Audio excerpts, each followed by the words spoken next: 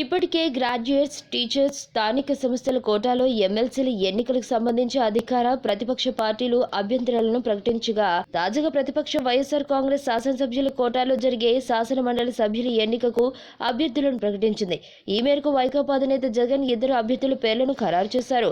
పశ్చిమ గోదావరి జిల్లా ఏలూరుకు చెందిన ఆళ్ల నాని, కర్నూలు జిల్లా ఆళ్లగడ్డ నియోజకవర్గానికి చెందిన గంగుల ప్రభాకర్ రెడ్డిలను తమ ఎమ్మెల్సీ అభ్యర్థులుగా ప్రకటించింది వైఎస్ఆర్ కాంగ్రెస్ పార్టీ. ఆళ్ల నాని గత ఎన్నికల్లో వైఎస్ఆర్ కాంగ్రెస్ తరపున పోటీ చేసి ఓటమి పాలయ్యాడు.